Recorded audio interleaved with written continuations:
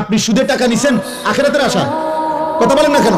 আপনি কিস্তিতে টাকা নিছেন আখিরাতের আশায়, জাহান্নাম থেকে বাঁচার আশায়, দুনিয়ার লোভে। আপনি এটা বুঝছেন আপনার ছেলেটা এখন আমি 12 লাখ টাকা দিলে এটা আমার একটা টাকা উপার্জনের মেশিন, আমি একটা মেশিন বইয়ে এলাম, এরপরে হেঁটে টাকা দিব। তাই নাই তো বলেন? দুনিয়ার আশা ছাড়া, সম্পদের আশা ছাড়া বাড়ি করবেন, বিল্ডিং করবেন, জমি কিনবেন, সংসার চালাইবেন, বাজার সদাই খাইবেন, আপেল মালটা খাবেন, এই তো দুনিয়াই হলো। তো আখিরাত, আখিরাত ভুলে গেলেন, বাবাও ভুলে গেলেন, সন্তানও ভুলে গেলেন। আপনার ছেলে উপার্জন একদিন কর্মে না গেলে আপনার মনে গুসা হয়, কিরে ফুটি কি শুরু করলি, কামে যাস না কা। কিন্তু আপনার ছেলে 365 দিনে খোদার এক বছরে একদিনও ফজরের নামাজ পড়ে না, একটা দিন পড়ে না, এত বড় জানোয়ার মুসলমানের ঘরে ঘুমায় কেমন? পরে জিজ্ঞাসা করেন না, ওই ছেলেটাকে জিজ্ঞাসা করেন তুই মানুষ না জানোয়ার, পরে বলতে হবে।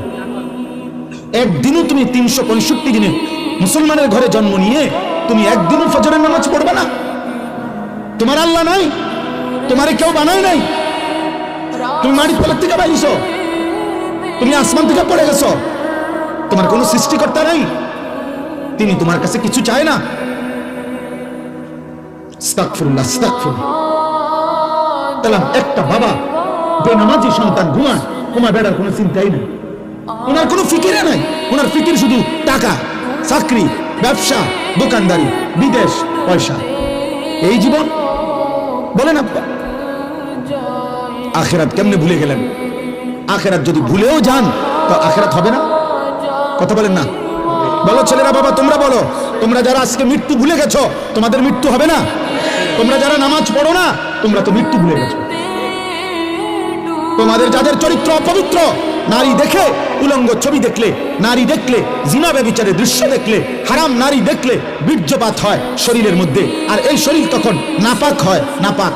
জিনা করিলে, ব্যভিচার করিলে, নারীর সাথে হারাম সম্পর্ক করিলে, মদ পান করিলে, ব্যভিচার করিলে শরীর নাপাক হয়, অপবিত্র হয়, অপবিত্র। আল্লাহ রাসূল সাল্লাল্লাহু আলাইহি ওয়াসাল্লাম বলছেন, যে ব্যক্তি মদ পান করে, যে জিনা ব্যভিচার করে, খোদার কসম নবী বলছে আল্লাহ তার অন্তর থেকে ঈমান খুলে ফেলে, মানুষ যেমন তার দেহ থেকে জামা খুলে ফেলে। মান জানা ওয়া শারিবাল খামরা নাযা আল্লাহু মিনহুল ঈমান কামা ইয়াখলাউল ইনসানু আল কামিসা মিন রাসিহি। ঈমান খুলে ফেলে বেটা। এই অবস্থায় যদি মৃত্যু হয় নাফরমান, মনে রেখো সে মৃত্যু কি মৃত্যু হবে। নবীজি সাল্লাল্লাহু আলাইহি ওয়াসাল্লাম বলেন, মাউদাউল কদম, এই পাওটা রাখতে যেটুকু জায়গা মাটিতে, পায়ের তলা, ঠিক এতটুকু জায়গায় শুধু প্রত্যেকে দাঁড়াবে। এর অতিরিক্ত এক সুতা আগে বাড়তে পারবে না, পিছনেও যাইতে পারবে না, ডানেও না বামে, শুধু দাঁড়িয়ে থাকবে। এখন দাঁড়িয়ে থাকবে কতক্ষণ? সরেন 2-4 মিনিট, ঠিক না? প্রথম দিন 50,000 বছর। ফি ইয়াউমিন কানা মিকদারুহু 50,000 সানা, কোরআনুল কারীমের আয়াত। আল্লাহ বলছে প্রথম দিন, একদিন, হাসরের ময়দানের একদিন 50,000 বছর।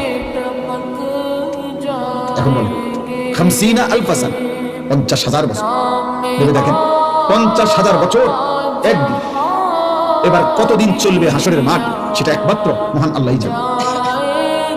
তো যদি ধরেন একদিনে দাঁড়ায় থাকতে হয়, তাহলে আপনাকে ন্যূনতম 50,000 বছর দাঁড়ায় থাকতে হবে। আর যেখানে দাঁড়াবেন সেখানে মাথার উপরে সূর্য থাকবে। যেখানে দাঁড়াবেন তখন এই সূর্য যদি মাথার উপরে থাকে তো পায়ের নিচের জমিনের উত্তপ্ততা, গরম কেমন?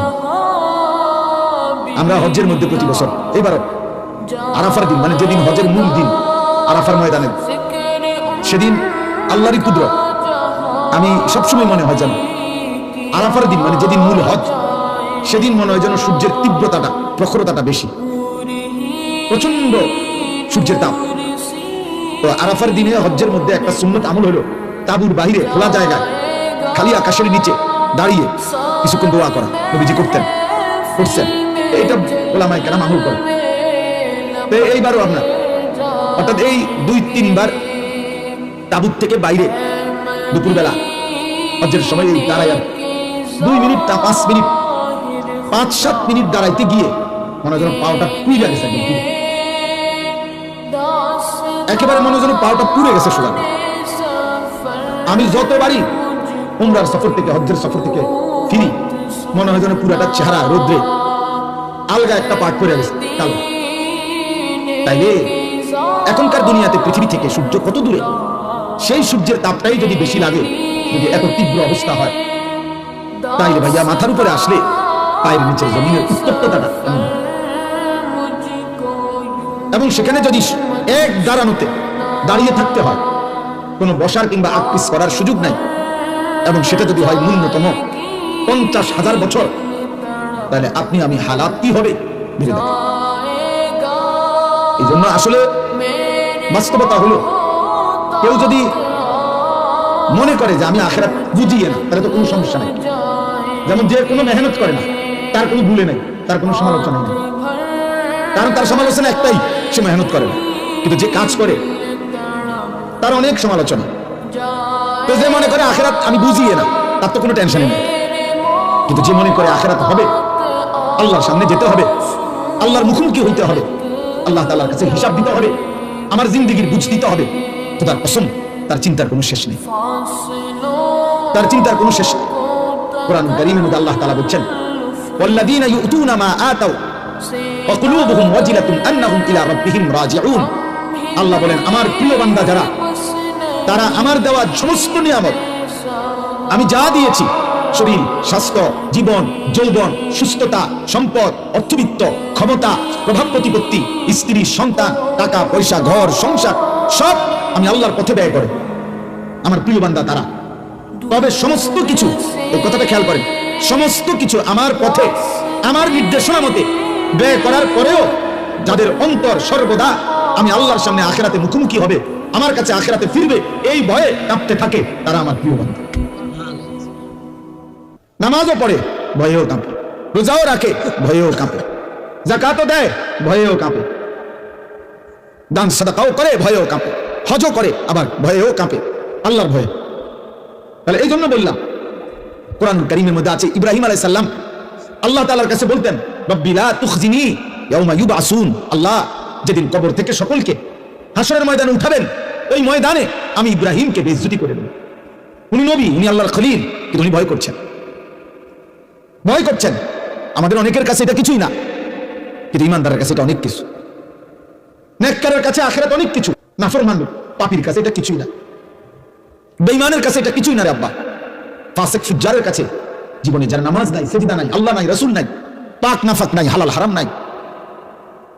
তোমরা যে সমস্ত যুবক মনে করো তোমাদের জীবনে কোনো ওযু, নামাজ, পাক নাফাক, আল্লাহ রাসূলের বিধানের কোনো পরোয়া নাই, তোমার কাছে কিছুই মনে না হইতে পারে, কিন্তু আমার কাছে অনেক কিছু মনে হয়, আমার অনেক কিছু মনে হয়। ঈমানদারের কাছে অনেক ভয় হয়। আমাদের প্রিয় নবী সাল্লাল্লাহু আলাইহি ওয়াসাল্লাম আখিরাতে যার আল্লাহ তাআলা অগণিত মর্যাদা, আল্লাহ নিজে যার ঘোষণা দিয়েছেন, নবীজি বলছেন, আল্লাহ আমাকে আখিরাতে দুনিয়ার চাইতেও বেশি সম্মানিত করবেন। ওয়ালাল আখিরাতু খায়রুল লাকা মিনাল উলা। আল্লাহ বলছে, বন্ধু, দুনিয়ার চাইতে আপনার আখিরাত আপনার জন্য খায়ের, অনেক বেশি কল্যাণ হবে। ওয়ালা সাউফা ইউতিকা রাব্বুকা ফাতারদা। আপনাকে আমি আখিরাতে এই পরিমাণ নিয়ামত দেব, পুরস্কার দেব, আপনি সন্তুষ্ট হবেন, আপনি খুশি হয়ে যাবেন। আল্লাহ নবী সাল্লাল্লাহু আলাইহি ওয়াসাল্লাম বলেন, আনা আউয়ালু খাতীবুহুম। আখিরাতে প্রথম আল্লাহর সামনে আমি মুহাম্মদ কথা বলবো। আনা আউয়ালু শাফিঈন। আখিরাতে আমি আল্লাহর সামনে প্রথম সুপারিশ করব। আনা আউয়ালু মুশাফফাঈন। আখিরাতে প্রথম আল্লাহ আমার সুপারিশ কবুল করবেন। বিয়াদি লিওয়াউল হামদ। আখিরাতে আমি, আমার হাতে আল্লাহর প্রশংসার পতাকা আমার হাতে থাকবে। জামিউল আম্বিয়া তাহতা লিওয়াই। আখিরাতে সব নবী আমার পতাকার নিচে এসে সমবেত হবে। আল্লাহ রাসূল সাল্লাল্লাহু আলাইহি ওয়াসাল্লাম বলছেন, আমাকে আল্লাহ তাআলা হাউজে কাউসার দান করবে, আমাকে আল্লাহ তাআলা সর্বপ্রথম জান্নাতে প্রবেশ করার অধিকার আল্লাহ আমাকেই দেবে। এত কিছু যার, সেই নবীজি সাল্লাল্লাহু আলাইহি ওয়াসাল্লাম আখিরাতের এত সম্মান, এত মর্যাদার কথা শুনবার পরেও তিনি প্রতিদিন 5 ওয়াক্ত নামাজের পরে আল্লাহর কাছে দোয়া করতেন আর বলতেন, আল্লাহুম্মা হাসিবনি হিসাবান ইয়াসীরা। আল্লাহ, আপনি আমার হিসাব সহজ করে দিন, আমার আখিরাতের হিসাব সহজ করে দিয়েন। ওনার আবার হিসাব কি? উনি তো মাসুম, উনি তো নিষ্পাপ, উনি তো বেগুনাহ, ওনার তো যাররা পরিমাণও কোনো গুনাহ নাই, তবুও তিনি ভয় করছেন, তবুও তিনি ভয় করছেন। এই জন্য প্রিয় ভাই, প্রিয় বাবা, আমি এটা বুঝাইতে চাই, মূল বিষয় হলো প্রতিটা মাহফিলকে আমি খুব কদর করি এই জন্য যে এটা শুধুমাত্র আমাকে পরিচিত হওয়া, এটা মাকসাদ না। আমি এই দেবিদ্বারে ইতিপূর্বে বহু এমন মাহফিল করছি, বহু মসজিদেও যেখানে 20 জন 50 জন মানুষ ছিল। 4 জন মানুষের সামনে আমি ওয়াজ করছি, আমি 10 জন মানুষের সামনে ঘড়ির ঘন্টায় 4 ঘন্টাও বয়ান করছি। তাহলে কাজে এটা কোনো বিষয় না যে ধীরে ধীরে জনপ্রিয়তা বাড়তেছে, অতএব আশা করি এবারে না হোক সামনের বারে ইলেকশন করবো, এটা না, এই মাকসাদ না। এখানে জনপ্রিয়তা কোনো বিষয়ই না, এখানে পদ পদবী সুখ্যাতি কোনো বিষয় না। আখেরাতে আমরা প্রত্যেকেই একা একা একজন একজন আল্লাহ তাআলার সামনে হিসাবের জন্য দাঁড়াইতাম। ওয়াকিফুহুম ইন্নাহুম মাসউলুন, কোরআনুল কারীমের মধ্যে আছে আল্লাহ তাআলা ফেরেশতাদেরকে হাসরের ময়দানে বলবেন, আমার একজন একজন বান্দা আমার সামনে এনে দাঁড় করাও, আমি আল্লাহ আমি নিজেই জিজ্ঞেস করব। আজ আমি জিজ্ঞেস করব, আমার বান্দা বলো, আমার এক এক লোকমা খাবারের হিসাব দাও, আমার এক এক ঢোক পানির হিসাব দাও বান্দা, আমার প্রতিটা নিঃশ্বাসের হিসাব দাও, আমার দেওয়া হায়াতের সেকেন্ড সেকেন্ড বান্দা হিসাব দাও। একটা 24 ঘন্টা কেমনে পার করলা বান্দা, একবারও এক ওয়াক্ত নামাজ পড়লা না, একটা সেজদাও দিলা না। 24 ঘন্টা 12 ঘন্টা তোমার জীবন থেকে চলে গেল, তুমি নাফরমান, একটা বার তোমার জবান দিয়া আমি আল্লাহর নামটুকুও বের হলো না। মুসলমানের ঘরে এত বড় নিকৃষ্ট ডাকাত কেমনে হইলা? মুসলমানের ঘরে এত বড় বেয়াদব কেমনে হইলা যে এক ওয়াক্ত নামাজ পড়ো না? মুসলমান পরিচয় দাও, কোন লজ্জা? তার চাইতে বড় নির্লজ্জ বেহায়া যে নিজেকে পরিচয় দেয় মুসলমান, অথচ সে এক ওয়াক্ত নামাজের একটা সেজদা দেয় না। এর চাইতে নিকৃষ্ট বেয়াদব আসমানের নিচে জমিনের উপরে কোনো জানোয়ারও নাই, কোনো জানোয়ারও নাই বেটা, কোনো জানোয়ার এমন হতে পারে না, কোনো জানোয়ার না। কারণ জানোয়ারের উপরে নামাজ ফরজ করা হয় না, কোন কুত্তার উপরে নামাজ ফরজ করা হয় নাই, এই জন্য সে নামাজ পড়ে না। কোন শুকরের উপরে নামাজ ফরজ করা হয় নাই, এই জন্য সে নামাজ পড়ে না, এই জন্য সে পড়ে না। রে আব্বা, তুমি কুত্তারে জিগাইও যে তুমি কেন নামাজ পড়ো না, সে বলবে আমার আল্লাহ নামাজ পড়তে বলে নাই, আমার উপরে শরীয়তের বিধান নাই, কিন্তু তোমার উপরে বিধান আছে। তুমি মুসলমানের বাচ্চা, তোমার মা মুসলমান, তোমার বাবা মুসলমান, তুমি বুঝ হওয়ার পর থেকে শুনেছ তুমি মুসলমান। কতবার তোমার মা তোমারে কালেমা পড়াইছে, তোমার বাবা তোমাকে কালেমা পড়াইছে, তোমার মক্তবের হুজুর তোমারে কত শতবার কালেমা পড়াইছে, তোমার চারদিকের মসজিদে প্রতিদিন আজান হয়, তুমি চারিদিকে দেখো কত মানুষ নামাজ পড়ে, তোমার আত্মীয় স্বজন সবাই মুসলমান। এতগুলো ইসলামের পরিবেশ চারদিকে থাকার পরেও যে গাদ্দার আল্লাহকে সেজদা দেয় না, তার চাইতে বড় গাদ্দার, তার চাইতে বড় অহংকারী বেয়াদব আর কেউ হইতে পারে। এই জন্য আমার সবসময় মনে হয় এই যে 14 বছর 16 বছর 18 বছরের ছেলে যেগুলো, তার বাবা মুসলমান, তার মা মুসলমান, তার দাদা দাদি মুসলমান, তার নানা নানি মুসলমান, তাগো গ্রামের চারদিকের সব লোক মুসলমান, তাগো গ্রামে মসজিদ আছে, ইমাম আছে, মুয়াজ্জিন আছে, মসজিদের মিনার থেকে আজান হয়, তাগো ঘরে আল্লাহর কোরআন আছে, তাগো এলাকার কোনো না কোনো বাচ্চা মাদ্রাসায় পড়ে, তাগো দাদা দাদি নামাজ পড়ে। এইরকম ইসলামের পরিবেশ, নামাজের পরিবেশ থাকার পরে, চোখে দেখার পরেও যে এক ওয়াক্ত নামাজ পড়ে না, তার মতো নিকৃষ্ট বেয়াদব, এত বড় জানোয়ার কোন জানোয়ারও হয় না। এ বড় বড় বেশি বেয়াদব। এই জন্য বাপ আপনাদেরকে বলি, আপনাদের যে সমস্ত ছেলে এক ওয়াক্ত নামাজ পড়ে না, এ আপনার সন্তান হওয়ার অযোগ্য। এই অপদার্থকে আপনি সন্তান পরিচয় দিয়ে নেন, ওই আপনার সন্তান না, ও আপনার সন্তান, ও ছোটখাটো গাদ্দার না। এই চারিদিকে ইসলামের পরিবেশ, এরপরও এত কম বয়স, মাত্র 16 বছর, কিন্তু বেয়াদব, এত বড় বেয়াদব, 16 বছর বয়সেই মাত্র আল্লাহকে কোনো 2 পয়সার পাত্তা দেন। এই গাদ্দার তো 40 বছর বয়সে দাজ্জাল হয়ে যাবে। সে 40 বছর বয়সে বলবে বেটা গত 30 বছর আল্লাহর একটা সেজদা দেই নাই, কিতা করতে পারছে আল্লাহ? আমি ফেরাউনের চাইতে কম কি? আমি নমরুদের চাইতে কম কি বেটা? হ্যাঁ, তা আল্লাহ বলবে বান্দা বেশি কিছু তো আর খাও না, তুমি না মনে করছো তুমি অনেক রঙে আসো, কিন্তু তোমারে আমি যা খাওয়াই দুনিয়ায় এর চাইতে বেশি আমি জানোয়ারে খাওয়াই। আমার বাঘ, আমার সিংহ, আমার গরু ছাগল, আমার কুকুর বিড়াল তোমার চাইতে বেশি খায়। জঙ্গলের প্রাণীরা বেশি খায়, সাগরের প্রাণীগুলো বেশি খায়, এবং আমাদের চাইতে ফ্রেশ পিওর খাবার জঙ্গলের প্রাণী খায়। কোনো বাঘের খাবারে কোনো ফরমালিন নাই, কোনো সিংহের খাবারে কোনো ফরমালিন নাই, কোনো ভাল্লুকের খাবারে কোনো ফরমালিন নাই, কোনো ভেজাল নাই, পিওর খাবার, পিওর গোশত খায়। আমাদের সব খাবারের মধ্যে ঝামেলা, আমাদের সব খাবারের মধ্যে ফরমালিন আছে, আমাদের সব খাবারের মধ্যে ধোঁকা আছে। তাহলে আমরা সামান্য ধোঁকা মিশ্রিত দুনিয়া ভোগ করি, এতটুকুতেই আল্লাহকে এইভাবে ভুলে গেলাম। এই জন্য বাবা, প্রতিটা মাহফিলের মাকসাদ আমি বুঝি এটা আখিরাত। আখিরাত যদি আখিরাতের ভাবনা না আসে, যদি মৃত্যুর কথা মনে না পড়ে, যদি কবরের কথা মনে না পড়ে, যদি পরকালের কথা মনে না পড়ে, তাহলে ওই ওয়াজ, ওই মাহফিল বৃথা, ওইটা বৃথা। তাই কোনো ফায়দা নেই, কোনো অর্থ নাই। ওয়াজ দিয়া মানুষ দেখানোর কিছু নেই, আপনি একটা মাহফিল করে দেখাই দিলেন, অনেক লোক হয়েছে, আপনার এরকম মাহফিলের চাইতে বেশি লোক হয়েছে, এমন বহু ওয়াজ আছে লাখ লাখ। তো আর আপনি এটা কিটা দেখাইলেন? এটা যদি এমন কিছু হতো যে পৃথিবীতে আজ 15ই ডিসেম্বর আমি পৃথিবীকে একটি নতুন চমক দেখাইলাম যে আমি একটি মাহফিল করলাম, মানুষের কথা হাসবো, ব্যাক কল মাহফিল বুঝি তুই নতুন দেখালি, এটি তো ডেইলিও